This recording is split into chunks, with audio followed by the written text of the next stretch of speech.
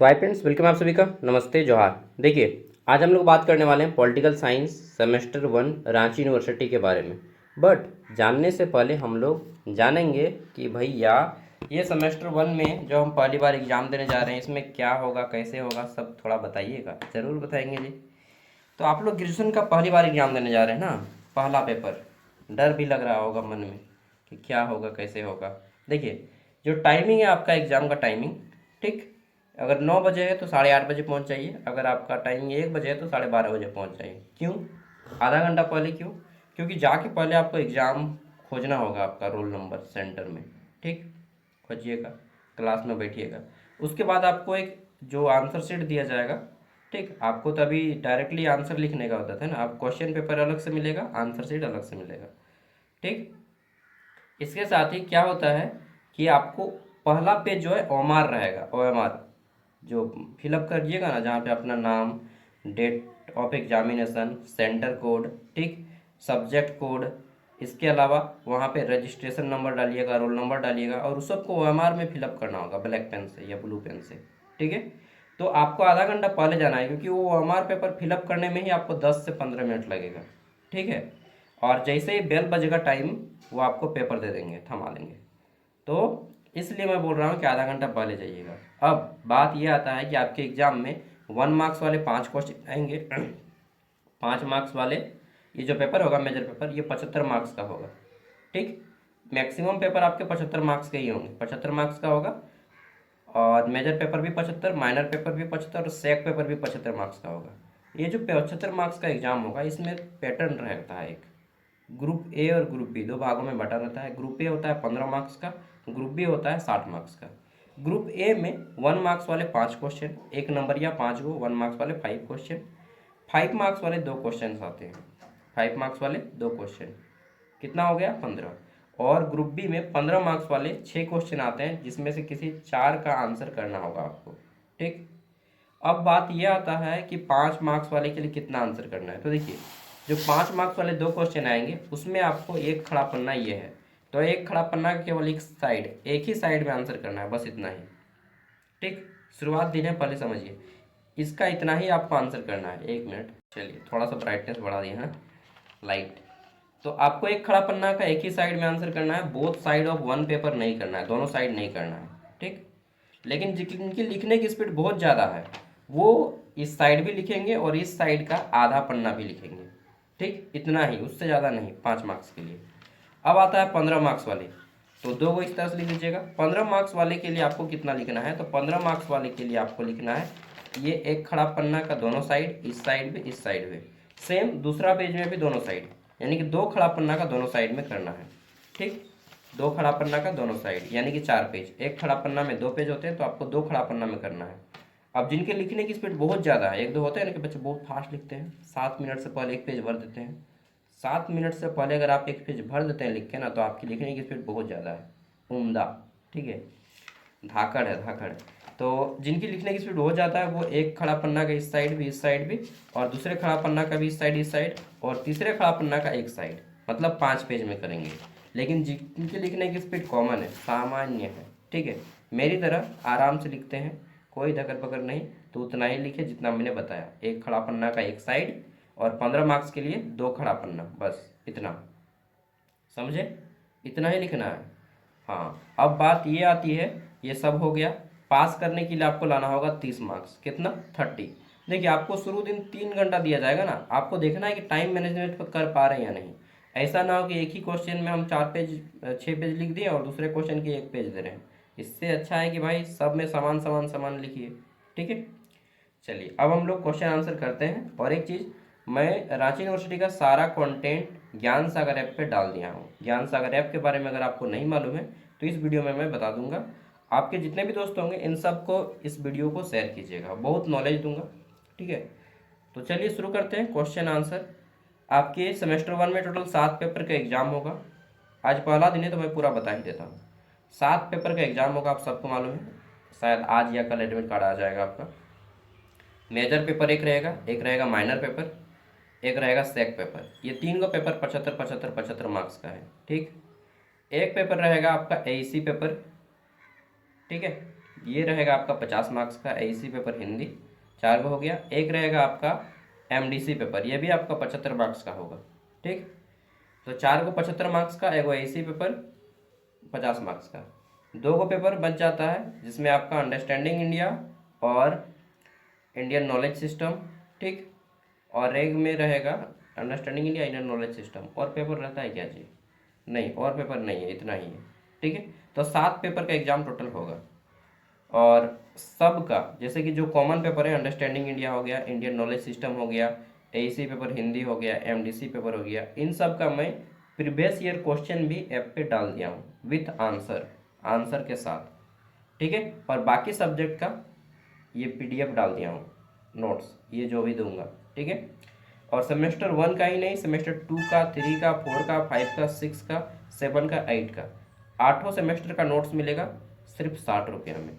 कितना साल तक भैया? 4 साल तक एक्सेस रहेगा। कंप्लीट ग्रेजुएशन का फीस है सिर्फ 60 रुपया, ठीक है। इतना सस्ता नहीं है, कोई भी नहीं देगा इतना सस्ता, मैं दूंगा ना, ठीक है। क्योंकि मैं उतना ही कमाता हूँ जिससे मेरा लाइफ अच्छे से चले, इतना नहीं कि मैं करोड़पति अरबपति बन जाऊँ, ठीक है। हाँ, लखपति जरूर बनूंगा यार, मतलब 1 लाख से पार हुआ ना, लखपति हो गए। चलिए, तो ये सारी चीज़ें जान ली। अब हम लोग बात करते हैं political science semester 1 major paper 1। तो ये जो पेपर का नाम है पॉलिटिकल थ्योरी, राजनीतिक सिद्धांत। पेपर का नाम क्या है? राजनीतिक सिद्धांत, ठीक है। इसमें जो आपको पढ़ना है, ये मात्र 2 यूनिट ही पढ़ना है, यूनिट 1 और यूनिट 2। यूनिट 1 है आपका meaning, nature and significance of political theory. Tradition इसमें पढ़ना है of political theory, liberty and Marxist यानी कि उदारवाद और मार्क्सवाद के बारे में पढ़ना है। फिर पॉलिटिकल साइंस के अप्रोच होते हैं, ठीक है। एक होता है नॉर्मेटिव अप्रोच, एक होता है इम्पिरिकल अप्रोच, तो दोनों के बारे में पढ़ना है। फिर पढ़ना है critical and contemporary perspective in political theory. इसमें आपको फेमिनिज्म और पोस्ट मॉडर्न के बारे में पढ़ना है, ओके। फिर आ जाता है हमारा यहाँ पे डेमोक्रेसी। डेमोक्रेसी मतलब लोकतंत्र। इसमें पढ़ना है आपको theory of democracy and contemporary debate, ठीक है, कि लोकतंत्र क्या है ये पढ़ना है, और लोकतंत्र की परिभाषा, ठीक है, वाद विवाद ये पढ़ना है। नेक्स्ट यहाँ पे पढ़ना है इलिस्ट और प्लुरलिस्ट।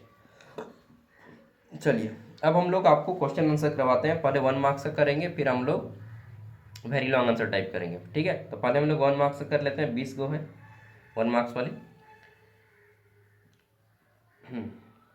तो देखिए दोस्तों, पहला क्वेश्चन क्या है यहाँ पे, राजनीतिक सिद्धांत क्या है, व्हाट इज पॉलिटिकल थ्योरी। तो राजनीतिक सिद्धांत राजनीतिक शास्त्र का राज्य, सत्ता और शासन से संबंधित विचारों के बारे में अध्ययन है, और कुछ नहीं है। क्या है कि राजनीतिक विज्ञान में राज्य, सत्ता और शासन से जुड़े इन सब के बारे में अध्ययन करना ही राजनीतिक सिद्धांत कहलाता है, ठीक है। राज्य हो गया, सत्ता हो गया और शासन से जुड़े अध्ययन ही राजनीतिक सिद्धांत कहलाता है, समझ गए। नेक्स्ट, राजनीतिक सिद्धांत का मुख्य उद्देश्य क्या है। तो राजनीतिक सिद्धांत का मुख्य उद्देश्य है राजनीतिक संस्थाओं, मूल्यों और प्रक्रियाओं का समझना, कि किस तरह से राजनीतिक संस्थाएं काम करती हैं, कौन कौन से मूल्य होते हैं राजनीतिक विज्ञान में, और इनकी प्रक्रिया कैसी है। यही अगर आप समझ लिए तो राजनीतिक सिद्धांत का मुख्य उद्देश्य कहलाता है, ओके। नेक्स्ट है, राजनीतिक सिद्धांत का अध्ययन क्यों जरूरी है। आपको क्यों पढ़ना चाहिए राजनीतिक सिद्धांत? नहीं पढ़ना चाहिए, उन्हें ग्रेजुएशन को पास करने के लिए पढ़ना चाहिए। बिल्कुल सही जवाब, 7 करोड़। तो राजनीतिक सिद्धांत की प्रकृति है कार्य प्रणाली को समझना, कि देश में क्या हो रहा है, विश्व में क्या हो रहा है। इसको समझने के लिए राजनीतिक विज्ञान का अध्ययन जरूरी है, ठीक है। अपने देश और विदेश की शासन व्यवस्था, राज्य, देश, विदेश की शासन व्यवस्था को समझने के लिए राजनीतिक विज्ञान का पढ़ना जरूरी है, समझे। राजनीतिक सिद्धांत की प्रमुख परंपराएं कौन सी है। तो यहाँ पे आपको 2 परंपरा पढ़ना है, सॉरी, एक उदारवादी परंपरा, दूसरा है मार्क्सवादी परंपरा, ठीक है। लिबरल और मार्क्सिस्ट, ये 2 परंपराओं के बारे में आपको पढ़ना है। नेक्स्ट क्वेश्चन है हमारा, उदारवादी परंपरा किस पर आधारित है। उदारवादी परंपरा किस पर आधारित है। तो व्यक्ति की स्वतंत्रता और अधिकारों पर आधारित होता है उदारवादी परंपरा, ठीक है। किस पे? व्यक्ति की स्वतंत्रता और अधिकारों पर आधारित होता है हमारा उदारवादी परंपरा। उदारवाद क्या कहता है कि व्यक्ति को स्वतंत्र छोड़ दो, ठीक है, और उसको सभी अधिकार मिलने चाहिए जो एक मनुष्य को मिलने चाहिए, ठीक है। तो उदारवादी ज़्यादा अच्छा है। मार्क्सवादी परंपरा क्या कहता है? मार्क्सवादी राजनीतिक सिद्धांत का मुख्य आधार क्या है कि वर्ग संघर्ष और आर्थिक संरचना, ये बोलते हैं मार्क्सवादी। उदारवाद बोलते हैं कि व्यक्ति को स्वतंत्र और सभी अधिकारों को मिलना चाहिए, जबकि मार्क्सवादी बोलते हैं कि अमीर लोग गरीबों को क्या कर रहा है? सता रहा है। वर्ग संघर्ष है, अमीर और गरीब के बीच में, अमीर वर्ग और गरीब वर्ग के बीच में संघर्ष है। आर्थिक संरचना, ठीक है, आर्थिक संरचना यहाँ पे बता रहा है कि कोई यहाँ पे 1 लाख कमाता है, कोई यहाँ पे 5,000 नहीं कमा पाता है। तो ये आर्थिक संरचना के ऊपर भी सवाल उठाते हैं मार्क्सवादी। दोनों दृष्टिकोण अपने अपने जगह पे सही हैं, ठीक है। नेक्स्ट, मान कामात्मक दृष्टिकोण क्या है? ठीक है, नॉर्मेटिव अप्रोच जिसको इंग्लिश में बोलते हैं। मानक, मानक से बना है मानकात्मक। तो नॉर्मेटिव अप्रोच कहता है कि राजनीतिक विज्ञान में आदर्श, मूल्य और सिद्धांतों के बारे में जब आप पढ़ते हैं तो उसी को नॉर्मेटिव अप्रोच कहा जाता है। राजनीतिक विज्ञान के आदर्श, मूल्य और सिद्धांत के बारे में पढ़ना क्या कहलाता है? मानकात्मक दृष्टिकोण। अनुभवात्मक दृष्टिकोण क्या कहता है? अनुभव, देखिए ये नाम से ही सुनने में लगता है अनुभव, ठीक है। तो यह वास्तव में राजनीतिक घटना और तथ्यों का अध्ययन कराती है, उससे हम लोग अनुभव लेते हैं, ठीक है। इतिहास से जो हमें सीख मिलती है उससे हम लोग अनुभव लेते हैं।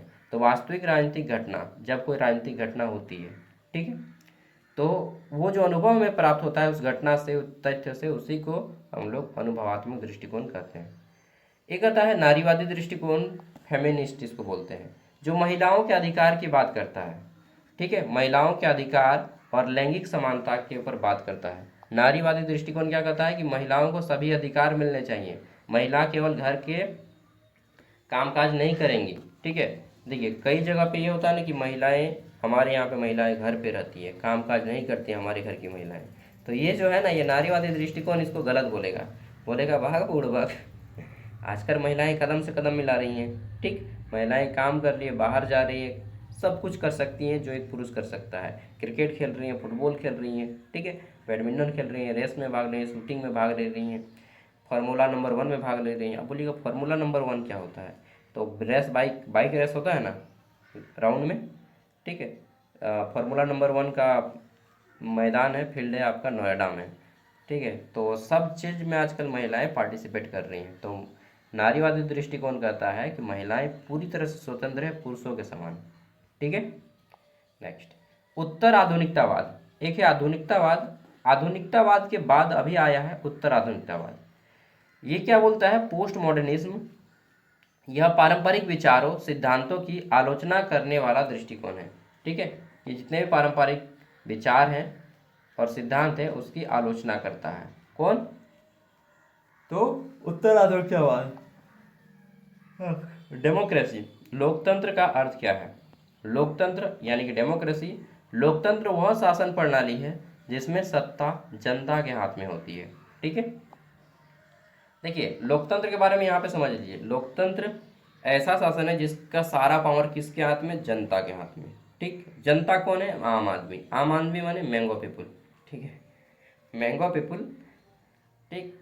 मतलब आम आदमी, जो आदमी चल रहा है, फिर रहा है, घूम रहा है, वोट दे रहा है, जो भी आदमी वोट दे रहा है सरकार के नज़र में, वो आम आदमी है, समझ रहे? वोट दे रहे हैं आप, एक बार वोट दिए हैं? नहीं दिए होंगे, आपका उम्र नहीं हुआ होगा, बट इस बार दीजिएगा आप लोग, ठीक है।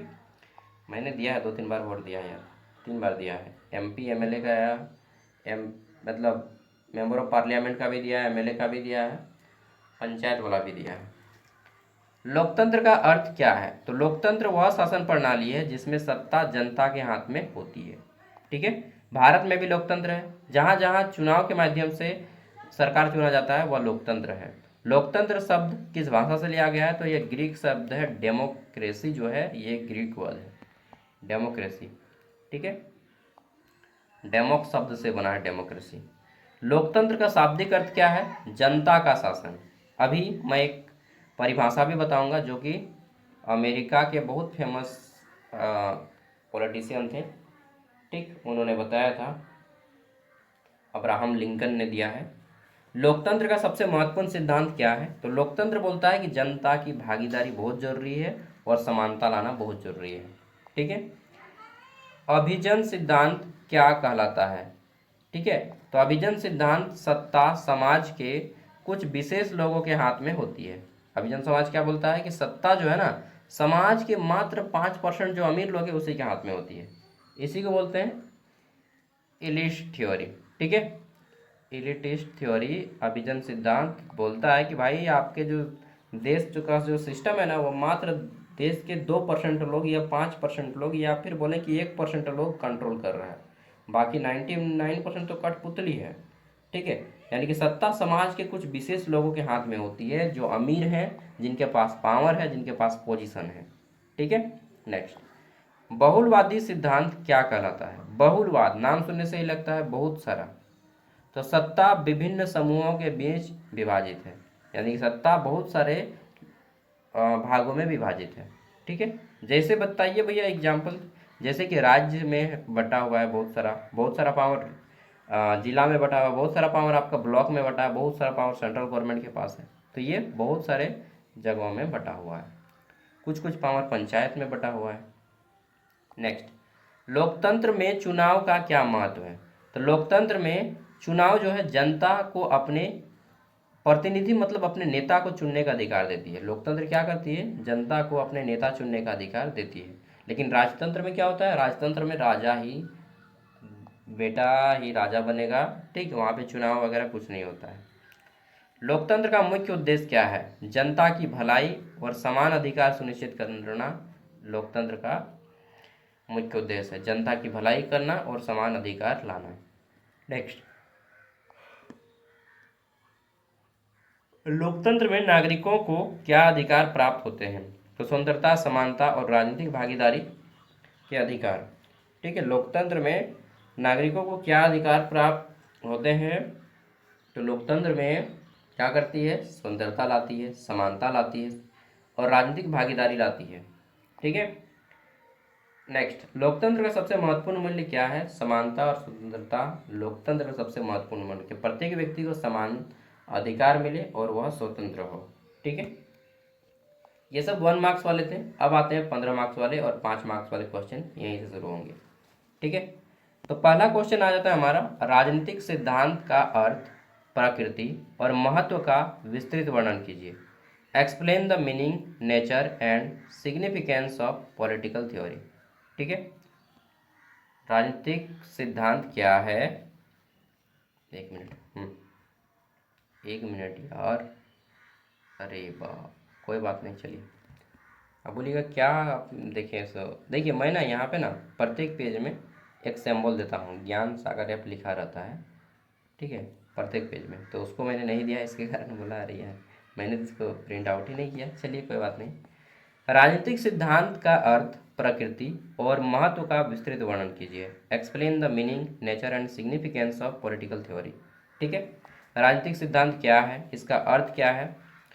तो सबसे पहले यहाँ पे बताया गया है कि राजनीतिक सिद्धांत राजनीति से संबंधित विचार। ठीक, इसमें राजनीतिक सिद्धांत अवधारणा का व्यवस्थित अध्ययन करते हैं। अब बोलिएगा ये जो विचार है, राजनीतिक सिद्धांत का विचार, ये विचार किनका है? तो ये बड़े बड़े राजनीतिक शास्त्रियों का विचार है। ठीक है। उसी को पढ़ना ही राजनीतिक सिद्धांत आपका पढ़ना कहलाएगा। ठीक है। उसको अगर हम सिस्टमेटिक वे में पढ़ते हैं तो राजनीतिक सिद्धांत का अध्ययन कहलाता है, व्यवस्थित अध्ययन कहलाता है। इसके अंतर्गत राज्य सरकार के बारे में हम लोग जानते हैं। ठीक, केंद्र सरकार के बारे में जानते हैं, सत्ता के बारे में जानते हैं, अधिकार के बारे में जानते हैं, न्याय के बारे में जानते हैं, मतलब इन सब के बारे में पढ़ते हैं। स्वतंत्रता के बारे में पढ़ते हैं, समानता के बारे में पढ़ते हैं। ठीक, जैसे विषयों का अध्ययन किया जाता है। और यह राजनीति के सिद्धांतों को समझने और उनका विश्लेषण करने में सहायता करता है। राजनीतिक सिद्धांत का अर्थ क्या है?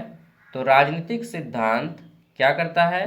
राजनीतिक सिद्धांत राजनीति से संबंधित विचार, सिद्धांत का अध्ययन, यह समझने का प्रयास करता है कि राज्य कैसे काम करता है। ठीक, एक राज्य किस तरह से काम करता है, समाज में सत्ता का वितरण किस तरह से है, किस तरह से समाज में सत्ता को बांटा गया है, राज्य सरकार, ठीक, फिर जिला सरकार, फिर ब्लॉक और फिर पंचायत लेवल पे। ठीक है। फिर राजनीतिक सिद्धांत की प्रकृति। तो राजनीतिक सिद्धांत की प्रकृति को समझने के लिए आपको ये पॉइंट समझने होंगे। पहला है विश्लेषणात्मक प्रकृति, यानी कि राजनीतिक सिद्धांत राजनीतिक संस्थाओं और प्रक्रियाओं का विश्लेषण करता है। ठीक, अब बोलिएगा इतना टफ टफ यूज का वर्ड का प्रयोग करिएगा भैया तो हम लोग समझेंगे कैसे। सिंपल समझिए, ये जो राजनीतिक सिद्धांत है, राजनीतिक संस्था कौन है? पॉलिटिकल इंस्टीट्यूट, जितने भी राजनीतिक पार्टी है, ठीक, और मंत्रालय वगैरह है, अलग अलग डिपार्टमेंट है, ये सब राजनीतिक संस्थाएं हैं। और प्रक्रियाओं का कि उन डिपार्टमेंट में मान लीजिए मिनिस्ट्री ऑफ होम मिनिस्ट्री है, गृह मंत्रालय है, राजस्व विभाग है, इन सब में किस तरह से काम होता है, ये सब भी इसमें पढ़ने को आता है। ठीक, मानकात्मक प्रकृति, जिसको हम लोग नॉर्मेटिव बोले थे, यह आदर्श राजनीतिक व्यवस्था, यानी कि एक अच्छा राजनीतिक व्यवस्था कैसा हो, उनके मूल्य कैसे होने चाहिए, इसके ऊपर बात करता है कि वह न्याय से होना चाहिए, सभी को समानता मिलनी चाहिए, सभी को स्वतंत्रता मिलनी चाहिए। ठीक है। नेक्स्ट आता है दार्शनिक प्रकृति, यानी कि राजनीतिक सिद्धांत का संबंध दर्शन से भी जुड़ा है, फिलॉसफी से भी जुड़ा है, क्योंकि यह राजनीतिक विचारों के पीछे के सिद्धांत को समझने का प्रयास करते हैं। ठीक है। नेक्स्ट आता है व्यवहारिक प्रकृति, यह केवल सैद्धांतिक अध्ययन ही नहीं बल्कि वास्तविक राजनीतिक समस्याओं को भी समझने में मदद करते हैं। ठीक है। नेक्स्ट आ जाता है राजनीतिक सिद्धांत का महत्व, राजनीति को समझने में सहायता, यानी कि यह हमें राजनीति की प्रकृति और कार्य प्रणाली को समझने में मदद करता है। राजनीतिक मूल्यों की व्याख्या, यानी कि राजनीतिक सिद्धांत हमें स्वतंत्रता, समानता, न्याय जैसे मूल्यों की व्याख्या करता है। राजनीतिक चेतना का विकास, यह नागरिकों में राजनीतिक जागरूकता और जिम्मेदारी की भावना विकसित करती है। ठीक है। नीति निर्माण में सहायता, राजनीतिक सिद्धांत सरकार को नीति निर्माण में दिशा प्रदान करता है। ठीक, और इस प्रकार राजनीतिक सिद्धांत राजनीति को समझने और समाज को विकसित करने के लिए अत्यंत महत्वपूर्ण है। ओके। नेक्स्ट, राजनीतिक सिद्धांत की उदारवादी और मार्क्सवादी परंपरा की व्याख्या कीजिए। राजनीतिक सिद्धांत में जो उदारवादी और मार्क्सवादी परंपरा है, ये क्या क्या बोलता है, उदारवाद क्या कहता है और मार्क्सवाद क्या कहता है, ये बताना है। ठीक है। देखिए, मैं एक चीज़ बोलता हूँ, इस बात को आप नोट डाउन कर लीजिएगा। जब भी आप ऑनलाइन क्लास करें मेरे यहाँ या फिर मेरे पास या किसी के भी पास, तो प्रत्येक 20 से 25 मिनट में एक ब्रेक होना चाहिए। क्यों? हमारी आंखें स्क्रीन देख देख के ना 20 से 22 मिनट के बाद थक जाती हैं। सॉरी यार, पेट में ना गैस हो गया। तो 20 से 22 मिनट के बाद क्या होता है, हमारी आंखें थक जाती हैं, इसलिए हमें 5 मिनट का रेस्ट चाहिए, आंखों के लिए भी, माइंड के लिए भी। तो 5 मिनट जाइए, फ्रेश होके आइए, वॉशरूम, टॉयलेट वगैरह पानी वानी पी के आइए, मैं भी आता हूँ। वीडियो को रोक दीजिए और जाइए आप भी। ठीक है। तो चलिए दोस्तों, 5 मिनट की जगह मैंने 15 मिनट ब्रेक लिया, मतलब गया लहसुन खाया है, खाने के बाद अजीब पेट में लगने लगा यार, फिर पानी पिए, तब जाकर रेस्ट हुआ, तब फिर आपको क्लास आ रहे। तो अगर आप सप्ताह में एक दिन लहसुन खाते हैं ना, तो आपको इम्यूनिटी पावर बढ़ता है। ठीक, ब्लड सर्कुलेशन अच्छा रहता है। एक कली, कम से कम एक कली खाइए सप्ताह में एक दिन। बहुत अजीब लगता है मुंह में भी और पेट में भी। ठीक है। और खाने के तुरंत बाद पानी पीना चाहिए, खाली पेट खाएं जब भी खाएं। चलिए, तो अब हम लोग शुरू करते हैं। राजनीतिक सिद्धांत में दो बहुत फेमस सिद्धांत हैं। पहला है उदारवादी सिद्धांत और दूसरा है मार्क्सवादी सिद्धांत या परंपरा। ठीक है। उदारवादी परंपरा और मार्क्सवादी परंपरा, ये क्या होता है? देखिए, राजनीतिक सिद्धांत के विकास में विभिन्न परंपराओं का महत्वपूर्ण योगदान रहा है। उन्होंने उदारवादी और मार्क्सवादी परंपरा प्रमुख है। उदारवादी परंपरा क्या कहता है? उदारवाद कि आधुनिक राजनीति विचारधारा की एक महत्वपूर्ण धारा है। यह व्यक्ति की स्वतंत्रता और अधिकारों पर बल देती है। ठीक है। मुख्य विशेषताएं क्या हैं? तो व्यक्तिगत स्वतंत्रता, उदारवादी विचारधारा व्यक्ति की स्वतंत्रता सबसे महत्वपूर्ण होती है, ये बोलता है उदारवादी। दूसरा क्या बोलता है उदारवादी? कि लोकतंत्र का समर्थन, उदारवाद हमेशा लोकतंत्र का समर्थन करता है और जनता को चुनने के लिए, नेता को चुनने के लिए जनता भागीदार हो, यह बहुत मायने रखता है उदारवाद में। कानून का शासन हो, उदारवाद कहता है कि राज्य को चलाने के लिए कानून का शासन होना चाहिए। ठीक। उदारवाद सीमित अधिकार, उदारवाद क्या बोलता है कि उदारवादी विचारधारा सरकार की शक्तियों को सीमित रखने की वकालत करती है, कि सरकार के पास इतना पावर ना हो कि वो कुछ भी कर जाए, उनके पास सीमित पावर हो, सरकार के पास भी सीमित पावर होनी चाहिए, लिमिटेड शक्ति होनी चाहिए। अब आता है मार्क्सवादी दृष्टिकोण। मार्क्सवादी बोलते हैं, इनके जन्म कार्ल मार्क्स को कहा जाता है, ठीक है, रूस के कार्ल मार्क्स। यह समाज में वर्ग संघर्ष और आर्थिक संरचना पर जोर देते हैं, ठीक है। मार्क्सवाद के जनक कौन है? Karl Marx. कार्ल मार्क्स बोलते हैं कि मार्क्सवाद के अनुसार समाज दो वर्गों में बांटा है, पूंजीपति वर्ग और मजदूर वर्ग, यानी कि अमीर वर्ग और गरीब वर्ग, ठीक है, जैसा कि मैंने बताया था।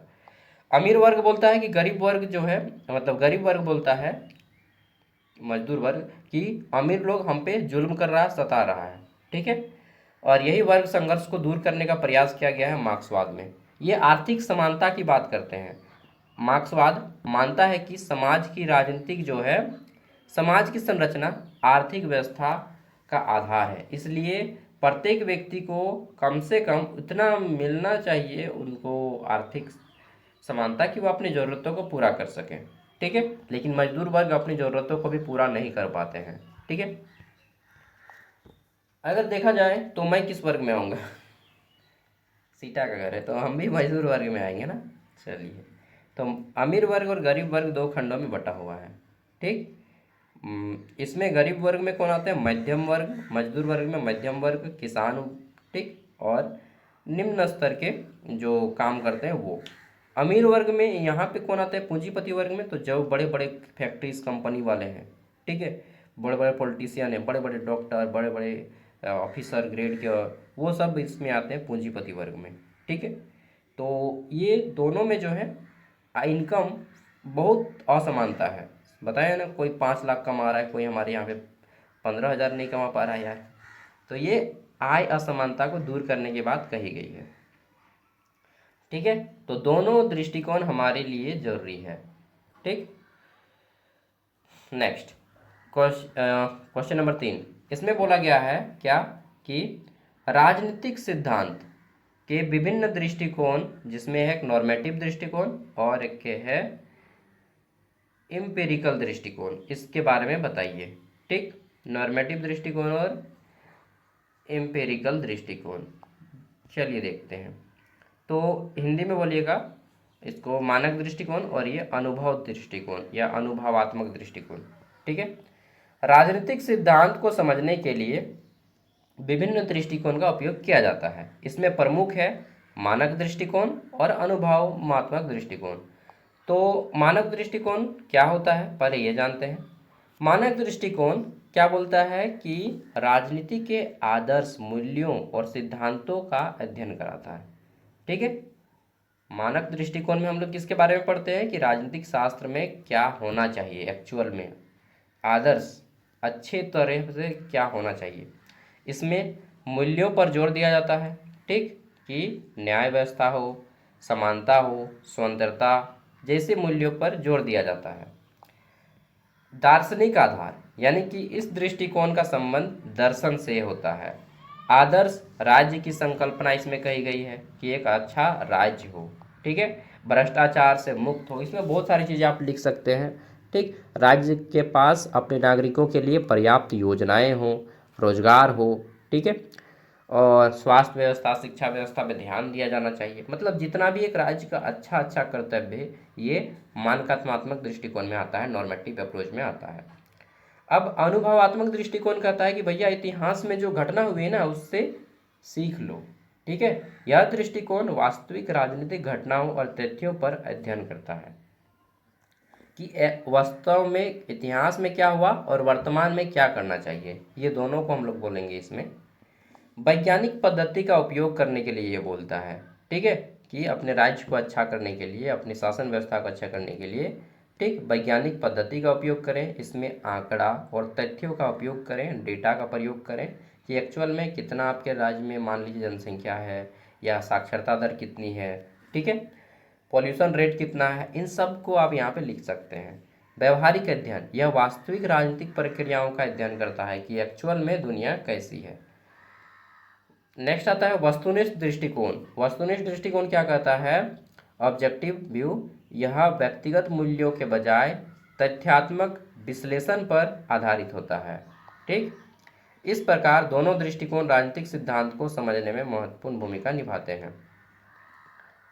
अब आ जाता है हमारा यहाँ पे नारीवादी दृष्टिकोण और उत्तर आधुनिकतावाद दृष्टिकोण। ठीक, नारीवादी यानी कि फेमिनिज्म, मैंने बताया था ना कि नारी को समानता मिलनी चाहिए। ठीक, तो चलिए जानते हैं दोनों के बारे में। ये दोनों दृष्टिकोण वर्तमान समय में बहुत इंपॉर्टेंट है। ठीक है, नारीवादी दृष्टिकोण जिसको फेमिनिस्ट पर्सपेक्टिव बोलते हैं, नारीवादी दृष्टिकोण महिलाओं के अधिकार की बात करते हैं, लैंगिक समानता पे जोर देते हैं कि पुरुष और महिलाओं पे पूरी तरह से समानता होनी चाहिए। लैंगिक समानता, यह पुरुष और महिला के बीच समान अधिकार की मांग करता है। ठीक है, पितृसत्तात्मक व्यवस्था की आलोचना, यानी कि नारीवादी विचारक पिता की जो सत्ता होती है पितृसत्तात्मक समाज की आलोचना करते हैं। ठीक है, कि देखो एक होता है ना कि भाई पिता के घर से केवल बेटे का ही प्रॉपर्टी में हक होता है, या फिर विवाह के बाद पिता जो लड़का के ही घर जाना होता है, ये इसकी भी निंदा करते हैं। ठीक है, नारीवादी दृष्टिकोण का नखड़ा भी सुनिएगा ना तो थोड़ा सा अजीब लगता है यार। महिलाओं की राजनीतिक भागीदारी, ये बोलते हैं कि महिलाओं की राजनीतिक भागीदारी होनी चाहिए, बिल्कुल होनी चाहिए। ठीक, ये पितृसत्तात्मक व्यवस्था तो हम नहीं बोल पाएंगे, इसमें हम सपोर्ट नहीं करते हैं, बाकी सब में सपोर्ट करते हैं। हाँ, इसमें अगर आपको पिता की प्रॉपर्टी में चाहिए आपको जगह तो वो बात सही है, लेकिन बोलेगा कि नहीं हम लड़का के घर में जाके नहीं रहेंगे। ठीक है, तो ये बात से मैं सहमत नहीं हूँ। विवाह के पश्चात होता है लड़का के घर जाना होता है, तो इस बात से मैं सहमत नहीं हूँ पितृसत्तात्मक व्यवस्था में। और पिता के वंशज से जाना जाता है, इस बात से मालूम नहीं, ये थोड़ा सा विवाद वाला मुद्दा है ये पितृसत्तात्मक व्यवस्था। महिलाओं की भागीदारी हो राजनीतिक में, ठीक है, सरकारी नौकरियों में, ये सब में भागीदारी होनी चाहिए, इस बात को भी मैं सपोर्ट करता हूँ। ठीक है, आप जितना भी लिख सकें कि महिलाओं के पुरुषों के अलग अलग फील्ड में समानता होनी चाहिए, सब पॉइंट दे सकते हैं वहाँ पे, जितना भी पॉइंट देना है। अब आता है उत्तर आधुनिकतावाद। उत्तर आधुनिकतावाद जो अभी का समय चल रहा है इसको उत्तर आधुनिकवाद समय कहते हैं। उत्तर आधुनिक दृष्टिकोण पारंपरिक राजनीतिक सिद्धांतों की आलोचना करता है। ये बोलता है कि जो पुराने जमाने से चला आ रहा है उसको तोड़ो, नया व्यवस्था बनाओ। ठीक है, पारंपरिक विचारों की आलोचना करता है, विविधता का समर्थन करता है कि हमें विविधता होनी चाहिए। ठीक है, शक्ति संरचना का विश्लेषण, यह समाज में शक्ति के विभिन्न रूपों का अध्ययन करता है। इस प्रकार नारीवादी और उत्तर आधुनिक दृष्टिकोण आधुनिक राजनीतिक सिद्धांत को नई दिशा प्रदान करते हैं। Okay, next. अब आ जाता है यूनिट 2 जिसमें हमारा है लोकतंत्र क्या है, लोकतंत्र की परिभाषा, इसकी विशेषताएं बताइए। ठीक है, पहले क्वेश्चन में दिखा देता हूँ लोकतंत्र क्या है। ठीक, देखिए आम बोलचाल में हम लोग क्या बोलते हैं, लोकतंत्र, यानी कि जहाँ पे जनता अपने लीडर का चुनाव करती है उसको लोकतंत्र कहते हैं। ठीक, अब देखिए यहाँ पे आप विस्तार से लिख सकते हैं, एक परिभाषा है, इस परिभाषा को आप नोट कर सकते हैं। जनता का, जनता के लिए, जनता के द्वारा, जनता का, जनता के लिए, जनता के द्वारा किया गया शासन ही लोकतंत्र है। ये अब्राहम लिंकन जो अमेरिका के राष्ट्रपति रह चुके हैं उन्होंने बोला था। ठीक है, democracy by the people for the people, और क्या था ये मैं भूल रहा हूँ इंग्लिश वाला में।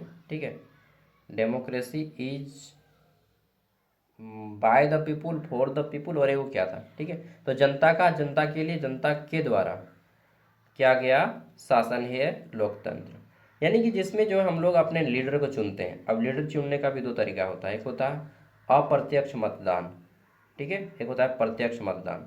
अप्रत्यक्ष मतलब जिसमें हम वोट देते हैं, किसी को पता नहीं चलेगा कि हम किसको वोट दिए। हम लोग जो भारत में वोट देते हैं, हम किस पार्टी को वोट दें किसी को पता चलता है, नहीं पता चलता है। तो ये होता है अप्रत्यक्ष मतदान। एक होता है प्रत्यक्ष मतदान जिसमें सबको पता चलेगा कि हम किसको वोट दे रहे हैं, सपोर्ट कर रहे हैं। वो ऐसे प्रत्यक्ष मतदान ऐसे देशों में होता है जहाँ पे आपको पॉलिटिकल पार्टी से डर नहीं लगता है। भारत में आप प्रत्यक्ष मतदान दीजिएगा है, उस पार्टी को सपोर्ट कर दीजिएगा, अगला पार्टी आपको जीना हराम कर देगा।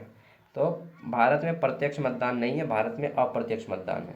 ठीक है, अब यहाँ पे भी लोकतंत्र दो प्रकार का होता है, संविधान को फॉलो करना होता है। संविधान दो तरह से होता है, एक होता है लिखित संविधान, एक होता है मौखिक संविधान।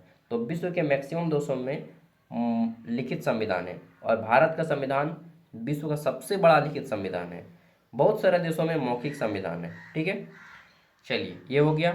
अब जो हमारा सिस्टम है लोकतंत्र, वह कई खंडों में बटा हुआ है। जैसे कि एक सेंट्रल गवर्नमेंट होता है, ठीक, केंद्र सरकार। फिर केंद्र सरकार से शक्तियों का कुछ बंटवारा राज्य सरकार में होता है। अब राज्य सरकार अपने शक्तियों का कुछ कुछ हिस्सा जिला के पास देता है। जिला अपनी शक्तियों का कुछ हिस्सा किसको देता है? ब्लॉक को देता है। और ब्लॉक अपनी शक्तियों का कुछ हिस्सा पंचायत में देता है। तो ये 5 खंडों में बटा हुआ है, देखिएगा तो केंद्र, राज्य, जिला, ब्लॉक और ये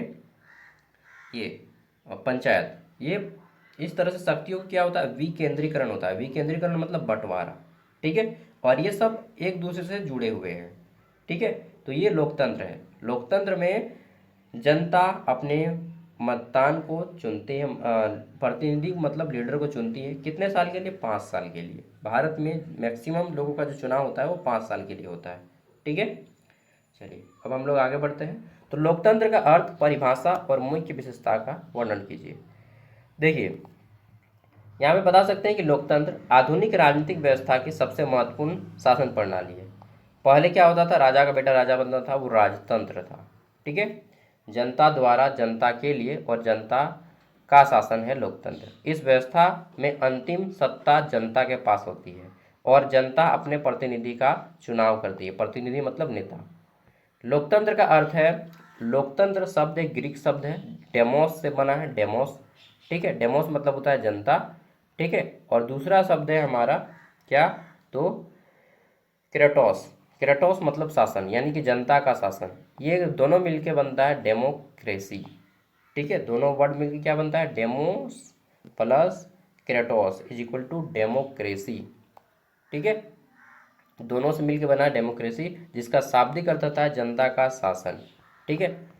चलिए, लोकतंत्र की परिभाषा है, अब्राहम लिंकन ने दिया था कि जनता का, जनता के द्वारा और जनता के लिए किया गया शासन है।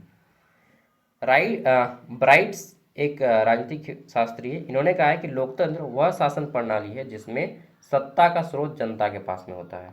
और आप लिखिएगा कि लोकतंत्र ऐसी शासन प्रणाली जिसमें आम आदमी अपने नेता का चुनाव करते हैं, ठीक, उसको लोकतंत्र कहते हैं। क्या बोलिएगा? आम आदमी अपने नेता का चुनाव करते हैं, उसको लोकतंत्र कहते हैं। और यह सभी देशों में अलग अलग क्राइटेरिया होती है लोकतंत्र का। कहीं पे चुनाव का 18 वर्ष व्यक्ति का हो गया तभी वो अपना नेता चुन पाएगा, जैसे कि वोट देने का उम्र है ना 18 वर्ष मतदान का। कई कई देशों में ये उम्र सीमा 21 है। हमारे देश में भी पहले 21 था, बाद में 18 किया गया, ठीक है। तो ये उम्र सीमा कहीं पे कम है, कहीं पे ज़्यादा है नेता चुनने का, ठीक है, वोट देने का अधिकार। लोकतंत्र की प्रमुख विशेषता क्या है? कि जनसत्ता, यानी कि लोकतंत्र में अंतिम शक्ति किसके पास होती है? जनता के पास होती है, ठीक। स्वतंत्र और निष्पक्ष चुनाव, जनता अपने प्रतिनिधि यानी कि नेता का चुनाव निष्पक्ष ढंग से करती है, ठीक है। समानता का सिद्धांत, यानी कि सभी नागरिकों को समान अधिकार मिलता है, स्वतंत्रता होती है, कानून की शासन होती है। और बहुदलीय प्रणाली, यानी कि कई राजनीतिक दल होते हैं, ठीक है, और जिसको जनता चुनती है वही जीतता है। नेक्स्ट, लोकतंत्र के प्रमुख सिद्धांत और समकालीन बहस की व्याख्या कीजिए, ठीक है। तो यहाँ पे लोकतंत्र का प्रमुख सिद्धांत है पारंपरिक लोकतंत्र का सिद्धांत, प्रतिनिधि लोकतंत्र का सिद्धांत, सहभागी लोकतंत्र। और फिर समकालीन बहस में यहाँ पे बताइएगा कि लोकतंत्र और आर्थिक समानता के ऊपर डिबेट चल रहा है, लोकतंत्र और वैश्वीकरण के ऊपर डिबेट चल रहा है, लोकतंत्र और टेक्नोलॉजी के ऊपर डिबेट चल रहा है। टोटल मैं जो ये PDF दूंगा इसमें 8 क्वेश्चन है, वेरी लॉन्ग आंसर टाइप। अगला है अभिजन सिद्धांत और बहुलवादी सिद्धांत की तुलना कीजिए, ठीक है। अभिजन सिद्धांत जो सपोर्ट करता है अमीर वर्ग की सत्ता, ठीक, ये क्या बोलते हैं कि विश्व की मैक्सिमम जो पावर है ना वो कुछ चुनिंदा लोगों के पास जमा है। अभिजन सिद्धांत के अनुसार समाज में सत्ता कुछ विशेष लोगों के पास ही केंद्रित है, ठीक है, जिसमें सत्ता विकेंद्रीकरण होना चाहिए, ठीक। जनता की सीमित भूमिका इसमें बताया गया है कि जनता नाम मात्र का है, केवल कठपुतली है, ठीक है। प्रमुख विचारक हैं इसके, ये साइंटिस्ट के नाम दिए गए हैं, पॉलिटिकल साइंटिस्ट के, जो इस सिद्धांत को बताते हैं। बहुलवादी सिद्धांत क्या बोलता है कि इनके अनुसार सत्ता विभिन्न समूहों के बीच होती है। ये बोलते हैं कि सत्ता अलग अलग समूहों के बीच में होती है। और अभिजनवादी बोलते हैं कि केवल अमीर लोगों के पास होती है, ठीक है। दोनों की तुलना करके बताया गया है। अब यूनिट 2 1 और 2 दोनों मिला के कुछ इंपॉर्टेंट क्वेश्चन यहाँ पे बताए जा रहे हैं। राजनीतिक सिद्धांत के अध्ययन की आवश्यकता और उपयोगिता का वर्णन करें। ठीक, ये सारा पीडीएफ आपको ज्ञान सागर ऐप पे मिल जाएगा सभी सेमेस्टर के नोट्स के साथ। आधुनिक राजनीतिक सिद्धांत के विकास में विभिन्न दृष्टिकोण की भूमिका का वर्णन करें। ओके, आगे देख लेते हैं। अगला क्वेश्चन आ जाता है हमारा यहाँ पे, लोकतंत्र के गुण और दोषों का आलोचनात्मक विश्लेषण करें। ठीक, क्या क्या दोष होता है, क्या क्या गुण होता है। अच्छा, ये पीडीएफ तो मैं दे दूंगा, लेकिन आपको अगर सभी सेमेस्टर के या सभी पेपर के नोट्स चाहिए, सभी पेपर सभी सेमेस्टर का, तो आपको ऐप को खरीदना पड़ेगा। ठीक है। आधुनिक लोकतंत्र में अभिजन सिद्धांत और बहुलवादी सिद्धांत का महत्व बताना है। खत्म हो गया आपका पूरा का पूरा क्वेश्चन आंसर।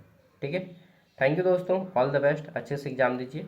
एक चीज़ मैं कहना चाहूँगा, ठीक है, एग्जाम में क्वेश्चन कुछ भी आए आपको आंसर लिख के आना है, थोड़ा सा मिलता जुलता ही सही, लेकिन आपको लिख के आना है। एक भी क्वेश्चन एग्जाम में मत छोड़िएगा दोस्तों। ठीक है, क्योंकि एग्जाम में क्वेश्चन छोड़ेंगे तो फिर आप खतरे में रहेंगे फेल होने के, इसलिए एग्जाम में क्वेश्चन मत छोड़िए, कुछ भी लिख के आइए, मिलता जुलता कुछ भी वर्ड लिखिए। ठीक है, थैंक यू, बाय, जोहार।